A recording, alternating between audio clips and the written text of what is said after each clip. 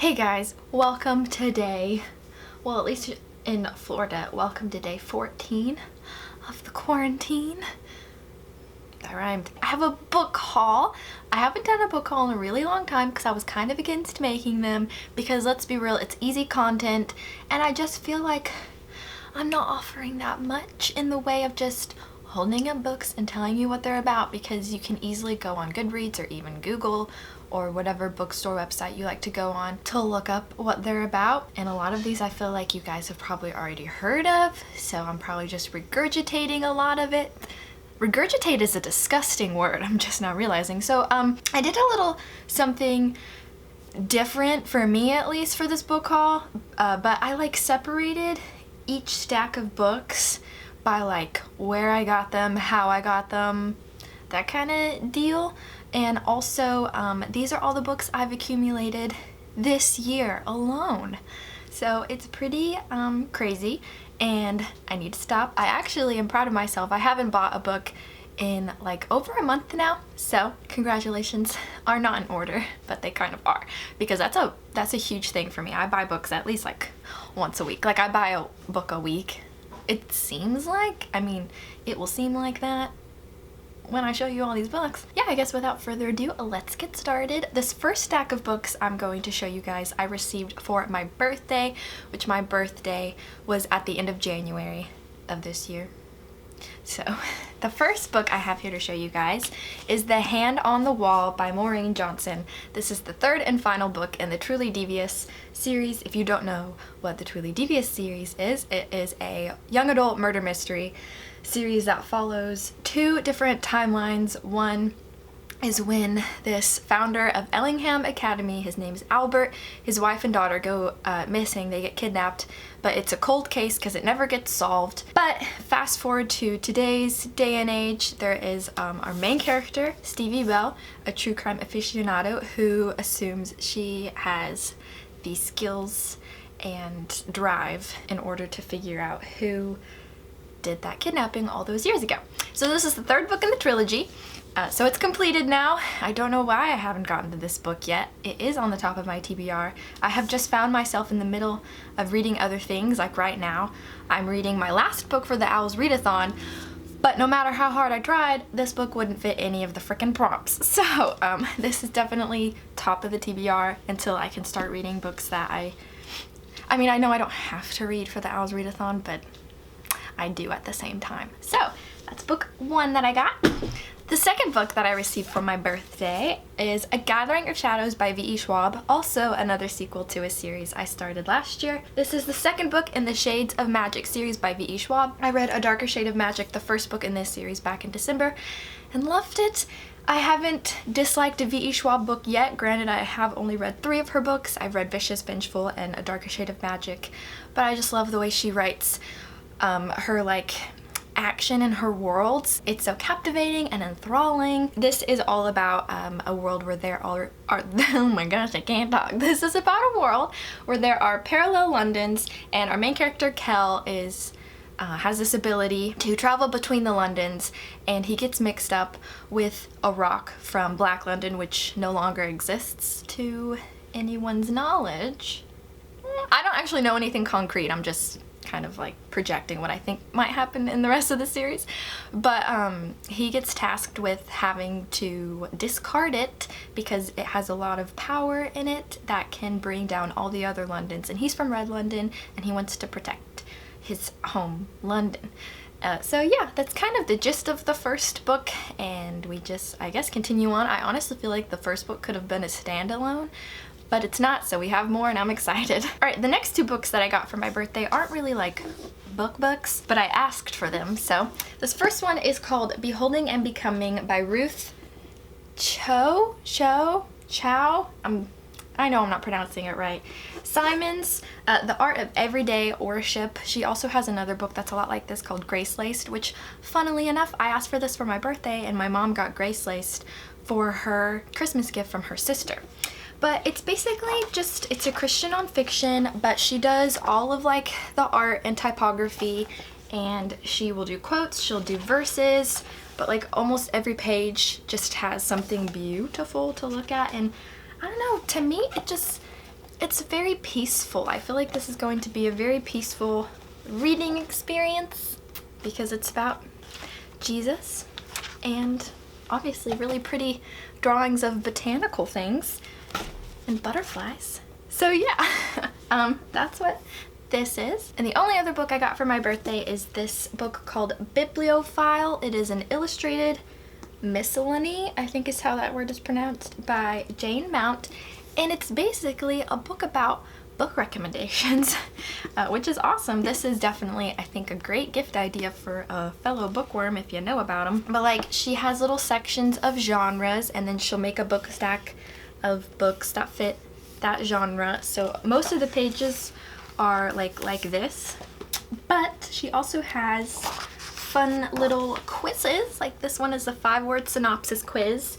So like one of them is Bunny is loved to life, and without looking I just know that's the Velveteen Rabbit. I like that she also did all the art, and here's one that's fictional planet universes. So that's really, it's just really cool, and you just learn about so many books. She even has a little section that says bookish people recommend, and so like a lot of them are like school librarians or owners of independent bookstores. So I just think it's really cool what she has done with this.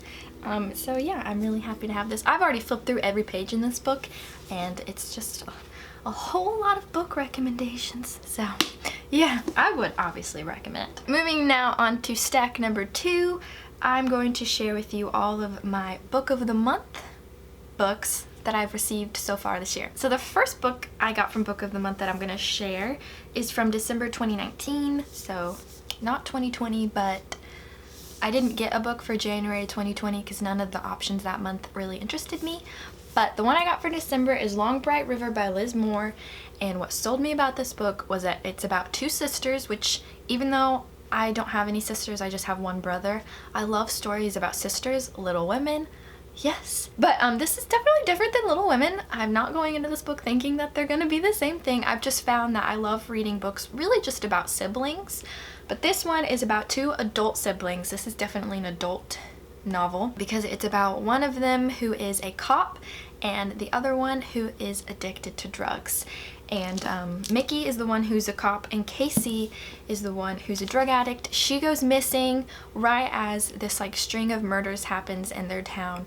So Mickey the cop, obviously worrying about her sister, I think really delves deep into the murders and trying to find where her sister went. So I don't know why, but I love reading about like addictions, specifically ones to drugs.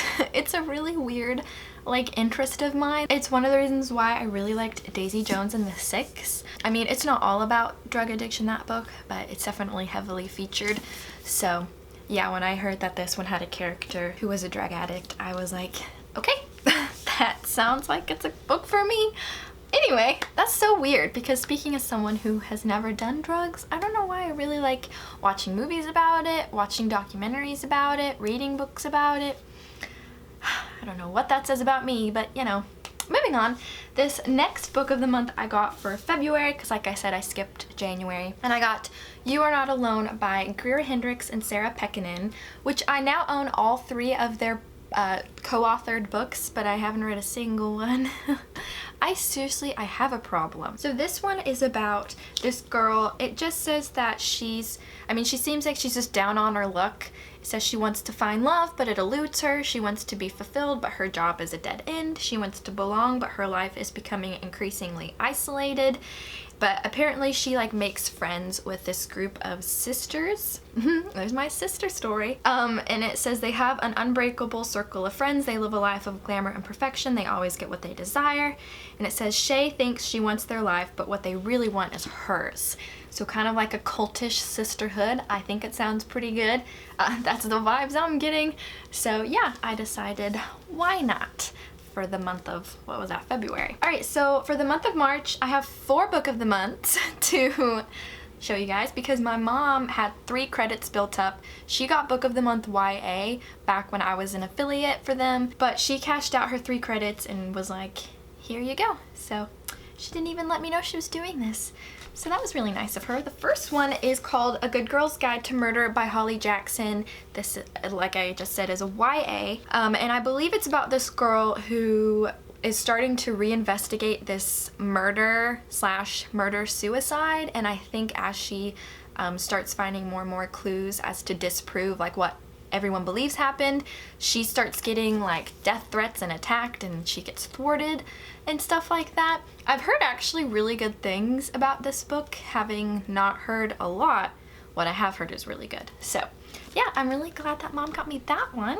These other two weren't for March. Like this one, oh wait, this one was February. Maybe she gave me these in February. I can't remember now. Anyway, the other ones are older book of the months. This first one is called Oasis by Katja de Becerra. I'm not pronouncing that correctly at all, I'm sure. This one is about this group of teens who go to this like archaeological dig site, and then like a sandstorm comes in and they have to survive, but then they discover this place that's got food, water, shelter, and I guess they dub it the Oasis, but not everything's as it seems in the Oasis. It says that the Oasis saved them, but who will save them from the Oasis? And then the third one she got for me is one that the frickin' cover gives me the chills. It's called I Have No Secrets by Penny Jolson. That is so terrifying to me. I don't do scary things or remotely scary things. The scariest movie I'll watch around Halloween time is like Hocus Pocus. This one is basically about this girl named Gemma who for some reason can't talk, but then this technology gets developed where she can, and while she was in her no talking state, this man like told her about this murder he did or something. The summary is very not forthcoming with a lot of information. I don't know like who got murdered, where, why, how, but apparently Gemma does.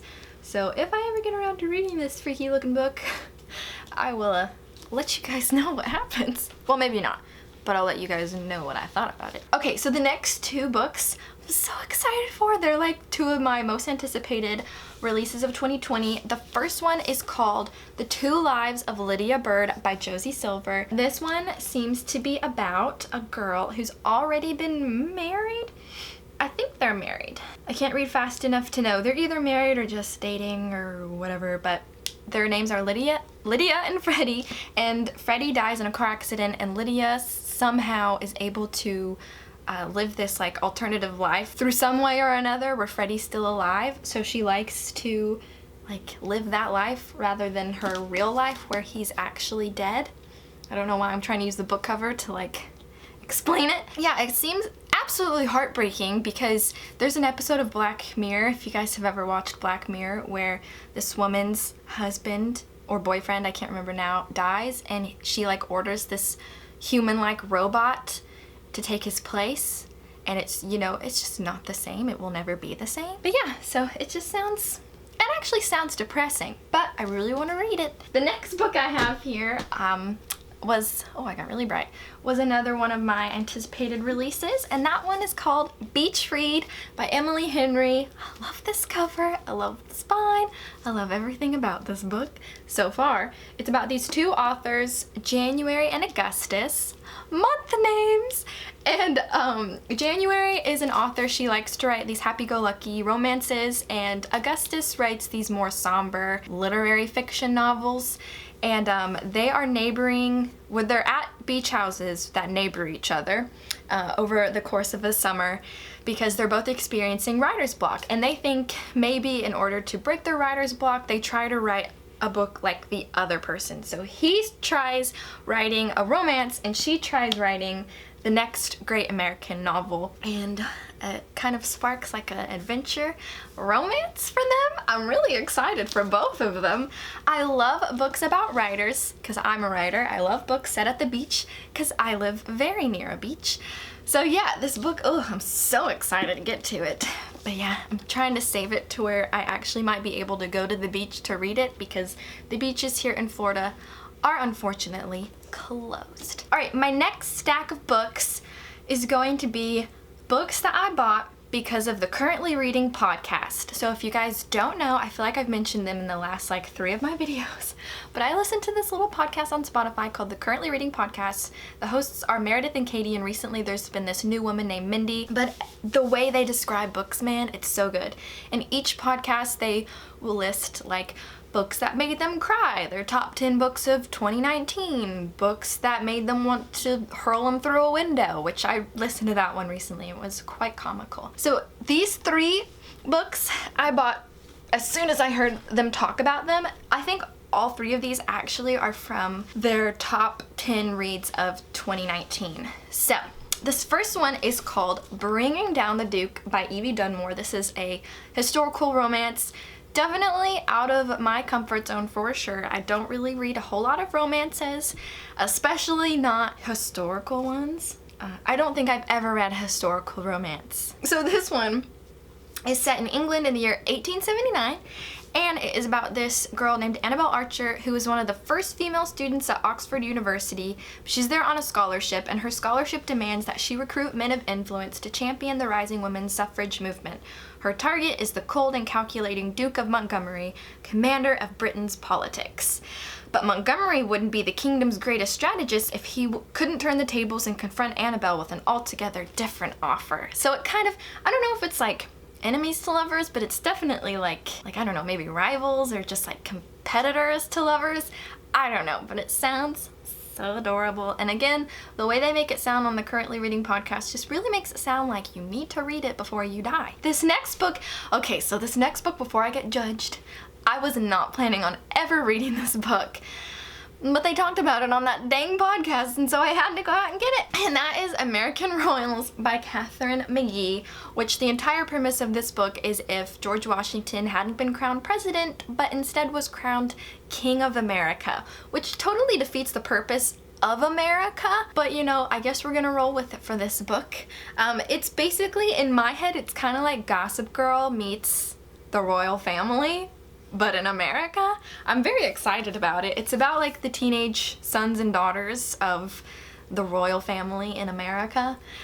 So yeah, I don't know the specifics about it, just because it's kind of like every time I try reading it, my eyes glaze over because I don't really want to know much about it, because I feel like if I know too much about it, then I won't want to read it. I'm just having to remember that Meredith and Katie said great things about it. The third final book that I got because of the podcast. There's actually another book in this haul that I got because of their podcast, but I'm going to talk about that in a separate section. But this one I got from my Books A Million bargain bookshelf, and that one is called The Current by Tim Johnston. I believe it was Meredith that said the most amazing things about this book. She made it sound like a very smartly written thriller. It's about this river where a lot of bad things happen, and I think the catalyst is that these 2 girls are driving home to visit one of the girls' dying mother, and they like hydroplane or something, and they stop just short of the cliff that drops over this river. And when they stop and realize, oh my gosh, we're safe, headlights appear behind them that come up to their car and push them over the edge, so they fall, and one of the girls dies, but the other one lives, but she's critically injured. It obviously opens up an investigation, and apparently that's not the first time that people have died in that river. So yeah, it sounds very intense and almost kind of like creepy, like, is the river cursed, you know? Alright, my next stack of books are all books that I picked up at my local independent bookstore. My local bookstore is called Bodacious Bookstore and Cafe. I love that place. They only really sell new releases, but I like supporting indie bookstores. So, I'm like weirdly out of breath. This first book, I'm already looking at it and I'm already depressed just thinking about it, because I bought it to be my plane read when I was supposed to go to New York back in March, and coronavirus happened big time to New York City, so that I had to cancel that, which sucks. So I don't know if I'm gonna save it and read it if I ever get to rebook it within the next year or 2. But anyway, it's called In 5 Years by Rebecca Searle. This, I saw my independent bookstore, they have a table right at the front when you first walk in of all like super new releases that probably just came out that Tuesday. And this was on there, and I'd never seen this book before, but all I saw was the New York City skyline, and I was like, I have a New York City trip coming up. That would be a great plane read. So I picked it up, read what it was about, and I was like, sold. So it's about this woman named Dani, and she lives in New York City, believe it or not.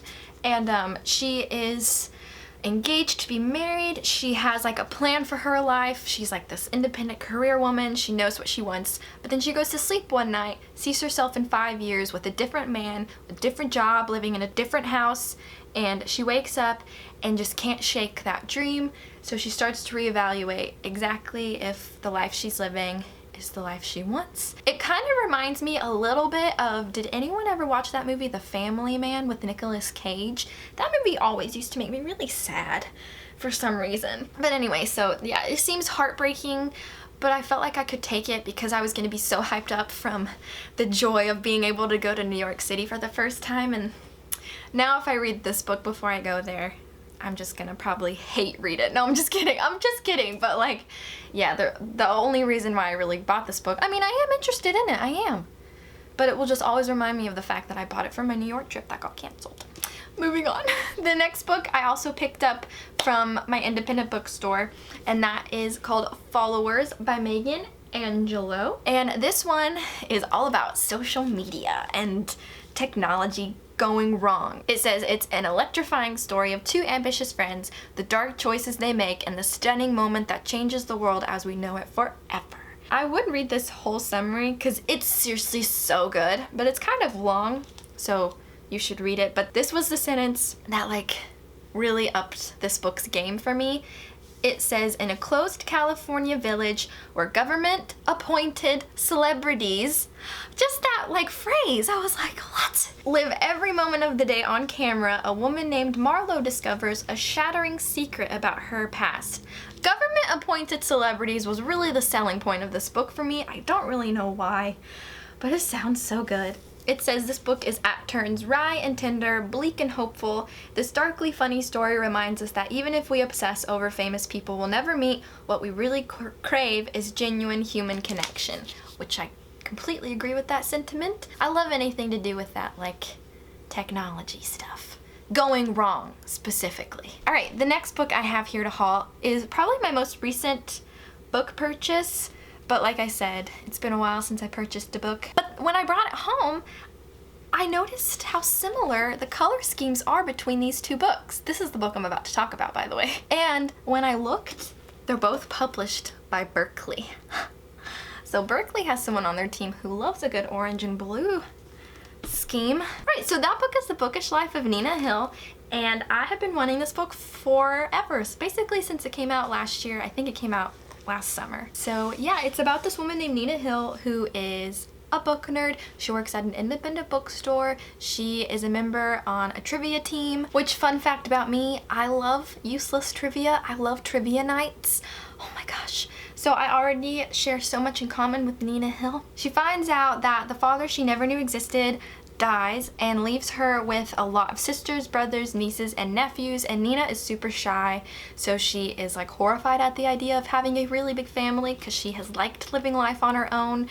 There's also this really cute guy named Tom who's on like a rival trivia team that they start kind of having this, I guess, little, maybe a competitor to lover romance. Can that be a term? Competitors to lovers?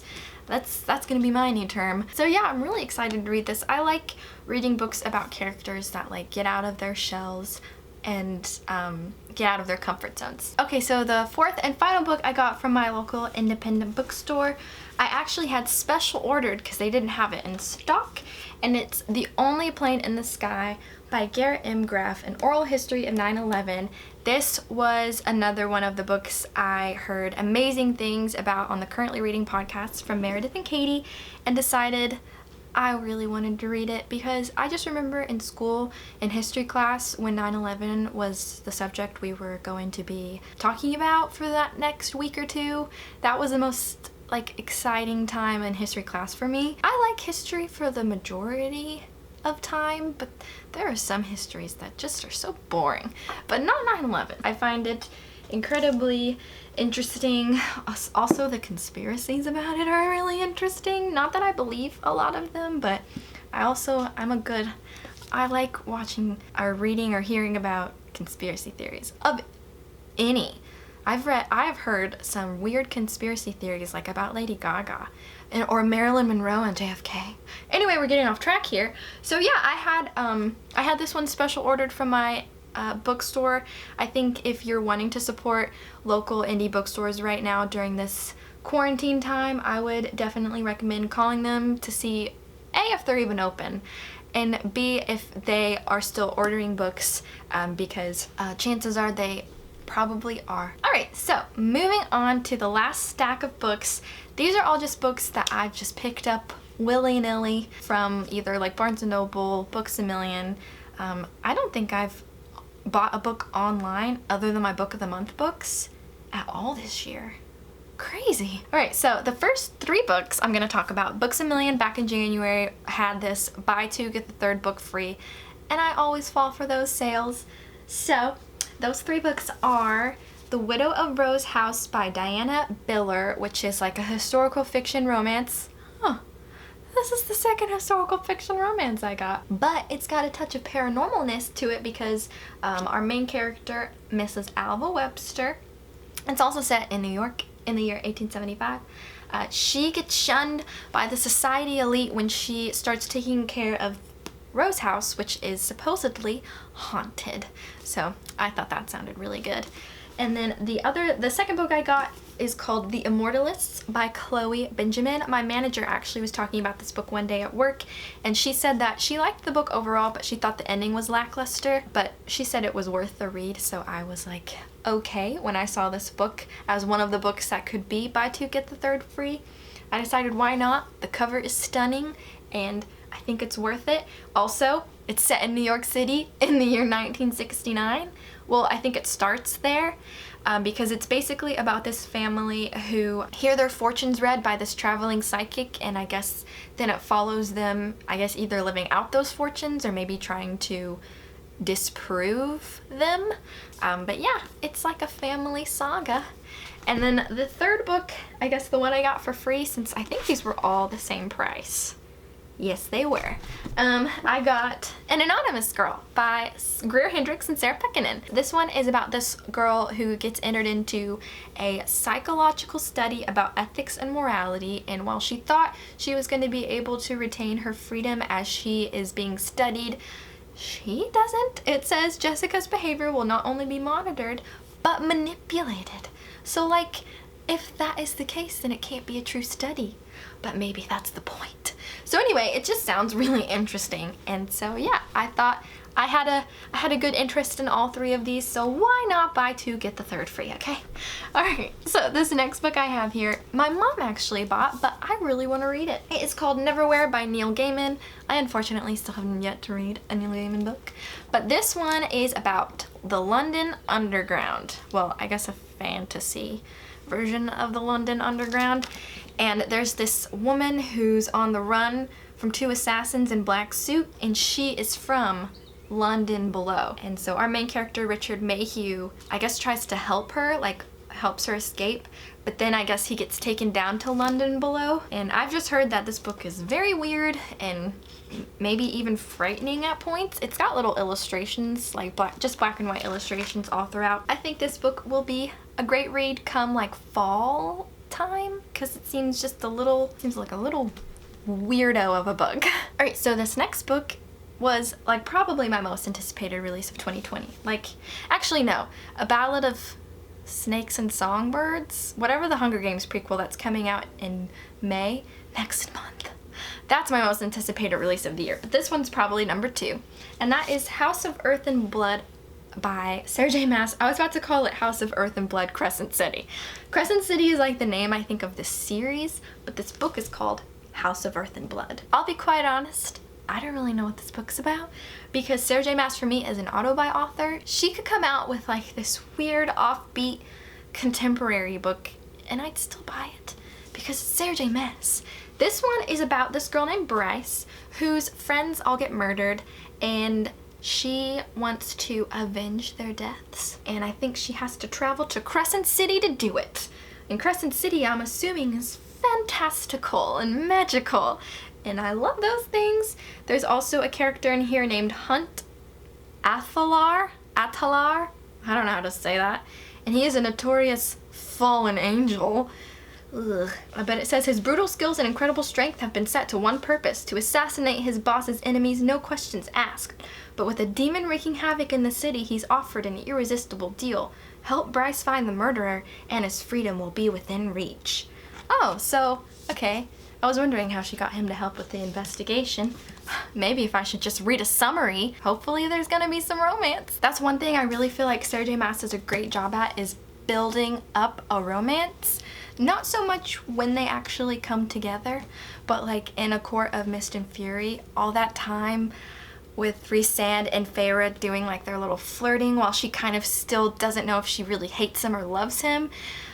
That like, just that slow build, she does such a good job. So hopefully, judging by the length of this frickin' book, it's the same. Alright, and the last book of this haul, thanks for sticking around, is called Such a Fun Age by Kylie Reed. I picked this book up, I think back in February. I sat down with it, and I read the first 30 pages in about 10 minutes. Also, I have never read a book that made me feel such strong emotions within 30 pages. I got very angry and upset reading the first chapter of this book. If you don't know, this is about this babysitter. Well, she's like a nanny babysitter. Her name's Amira. She's black, and she babysits for this I think they're very wealthy white family. So she, at the very beginning of the book, she is called after a night of partying with her friend because it was her birthday. She gets called to take the daughter that she babysits for just out of the house because I think the child's parents are either like going through a divorce or something. So she takes the little girl to like a grocery store. It's like 11 o'clock at night, and there's this shopper woman who goes to a security guard thinking that Amira has kidnapped this little girl. And so from there on, a chain of events sets off, and our story continues. I didn't read much past the like when the dad comes and tells the security guard like, that's our babysitter, she's fine. But like, it all gets recorded by this guy who was a witness to everything that happened. He records it on his phone. I think it's gonna be really good. I thought the writing was really addictive. I mean, clearly I don't typically read that many pages in one go at a bookstore that fast. So yeah, that's it. Those are all the books I've got so far this year. That's it. That's a lot of books. Like I said, I'm on a book buying ban. I haven't bought any books in a few weeks now. It's been tough for sure, but I will allow myself my book of the months because those already get pulled, and I can, if I want to, I can roll the credit over to the next month. But yeah, hopefully if you guys are stuck at home wanting some book ideas, like I said, check your independent bookstore first. If they've got it in stock, you should definitely shop there. But if worse comes to worse, I know like Books A Million, if you have one in your town, they're doing curbside pickup. So you can just buy a book on their website and they do curbside pickup for that book. My independent bookstore does that, which that's really cool. I just hope you guys are staying sane out there. I've had a rough few days, the past few days, as far as like my mental outlook. I've been feeling very down, but like I took a shower today. I've been taking showers, but like I actually like put on makeup and whatnot and like actually curled my hair. Because I have just been letting my hair air dry, and I have not been wearing makeup at all. I'm really thankful right now that I do have a phone to connect with other people when I need to, and I'm also really grateful I live with my mom and I'm not completely alone. I'm also really grateful I have a dog to cuddle with when I am sad. But yeah, just don't be afraid to reach out if you need an encouraging word or anything like that. I know I'm in need of it, and I always think if I need something like that, other people do too, because I can't be totally on my own, right? And that's another thing that I feel like we can also take a little bit of comfort in, is that we're not the only ones feeling this way. Everyone is being affected the same way. So yeah, just deep breaths. And I've been doing a lot of reading. That has really been helping me. So yeah, hopefully you guys can turn to reading right now too as a sort of like stress reliever, or at least just clear your head. So yeah, thank you guys so much for watching, and I hope to see you guys very soon in my next video. Bye!